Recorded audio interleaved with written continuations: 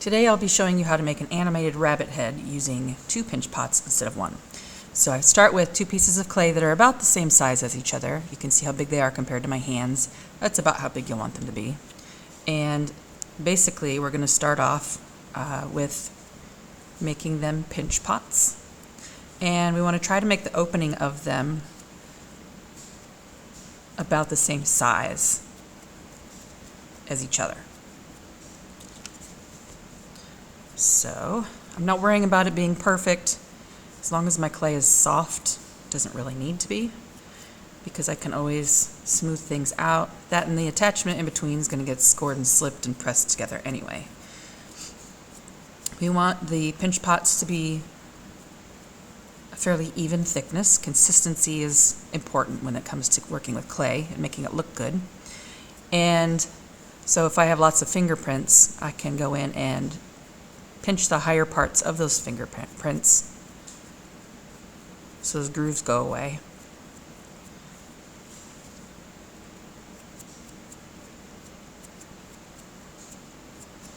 Make sure it's about 1/2 inch thick, which is about this big. You can compare it to the ribbon tool handle, and 1/2 inch is just a little bit thicker than that. If it's too thick, it's going to be heavy. It can blow up because it doesn't dry evenly. Hopefully those are all things that you know by this point in the semester.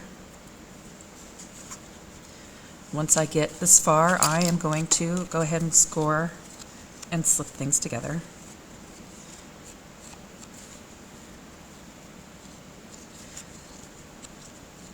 And we want the scoring to be nice and rough. And the quickest way to do that is to use the scoring card instead of the little scoring tool that's metal. And then I'm going to take some of my slip. Mine's a little watery. It doesn't matter if it's too thick. You have to smooth out your score marks in order to get anything to stick to it. I like it to just kind of naturally flow on, because that makes it a much quicker process for me. Less hassle.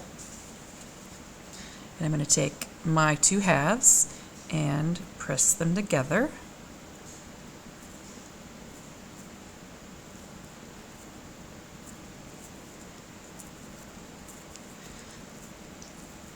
Things are a little muddy to start with, but that's okay.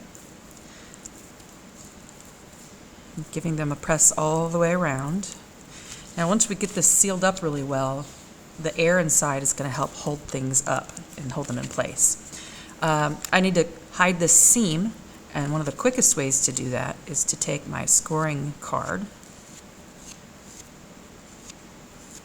and I'm going to score diagonally all the way around. It looks like a mess, but it's really a lot easier to clean up than you realize.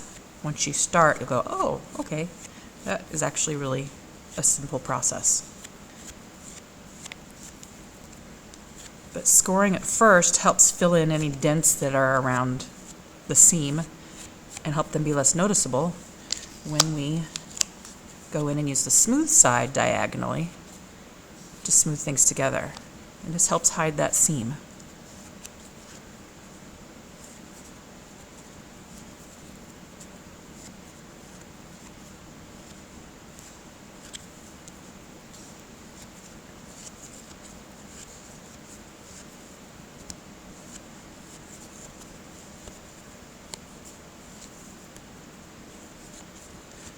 If it gets too full of clay, I can take that clay and scrape it off, put it in the slip container.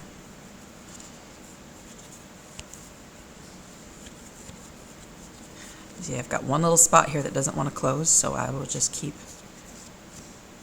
scoring over it.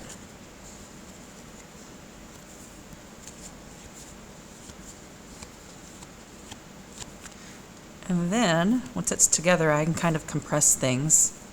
If I compress that clay, that's going to really help hold that seam together even better. But you don't do it until after you've scored and smoothed all the way around.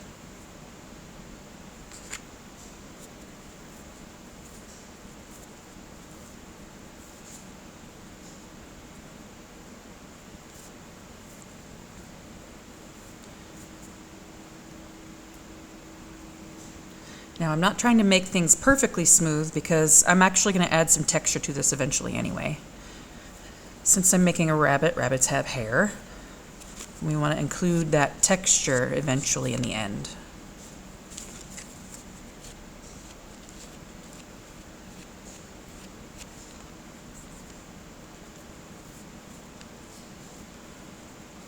It might take you a little longer to do this than it took me because I've done this a few times.